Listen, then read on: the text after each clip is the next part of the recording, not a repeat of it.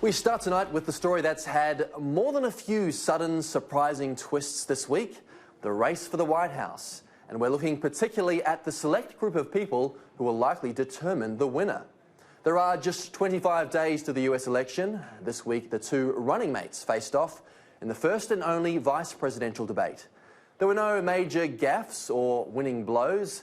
In fact, most of the post-debate commentary was around a stray fly on the VP's head. Meanwhile, the second presidential debate was cancelled due to the president having COVID-19. It is an unfortunate situation for the incumbent. He's down in the polls and essentially stuck in the White House for the time being. But the experts say Donald Trump still has a shot.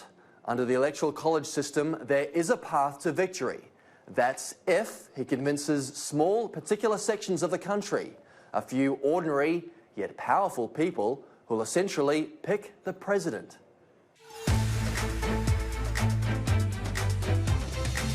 Sick and stuck at home in the middle of the fight to keep his job. It's been a tricky week for Trump. I went into the hospital a week ago. I was very sick. And I took this medicine, and it was incredible. His COVID-19 diagnosis followed a few particularly problematic polls for the president. So far, for almost the entirety of this campaign, Joe Biden has been up by roughly 7 points nationally. He's now sort of expanded his lead into the very high single digits.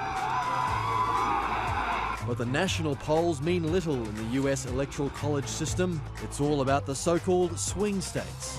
Another massive issue for Minnesota is the election of Joe Biden's plan to inundate your state with a historic flood of refugees. The Trump campaign's thrown its efforts into Minnesota and just a handful of other states. It's the calculus the Electoral College requires.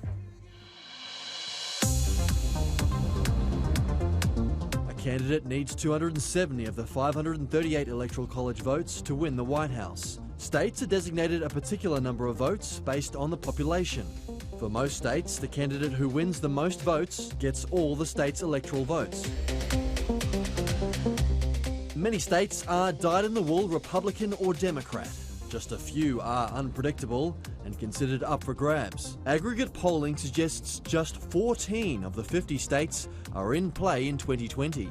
Trump flipped 6 of those from blue to red in 2016, which won him the White House. Both 2020 campaigns have spent the bulk of their estimated $700 million TV advertising buys in the same 6 states. If Trump is winning in Michigan or Minnesota, the election's probably already over already. David Byler has been following the trends and crunching the numbers for years. He believes 3 states may effectively decide the 2020 contest. Minnesota, which Trump won by just 1.5% last time, Florida, with its largely elderly and Hispanic populations, and Pennsylvania, where according to new Monmouth University polling, Biden is leading by 11 points. Pennsylvania is widely seen as the most important state. You can run the models and run the math a few different ways, but of those Midwestern states, Pennsylvania is the most likely to be the 270th electoral vote. By that, I mean that it's the state that's most likely to sort of put a candidate over the top. Pennsylvania, Minnesota, and Florida. That's around 25 million voters, effectively deciding the leader of the nation of 328 million. But it may get even more niche. Trump's pollsters seem to see their success dependent on 3 particular demographics: seniors, college-educated suburbanites, and white Americans without a degree. They're less evangelical, and they really gravitated towards Trump after having voted for many Democratic candidates previously. Such a slim slice of the population holds so much sway in this election. Current polls suggest they'll oust Trump from office in November, though 2016 showed us nothing is certain, and the president could perhaps orchestrate his own October surprise. Basically, Trump needs to do something to disrupt that cycle. That might include bringing more focus to the economy. It might be performing better in debates. There are a lot of potential options for Trump to move the needle in his direction.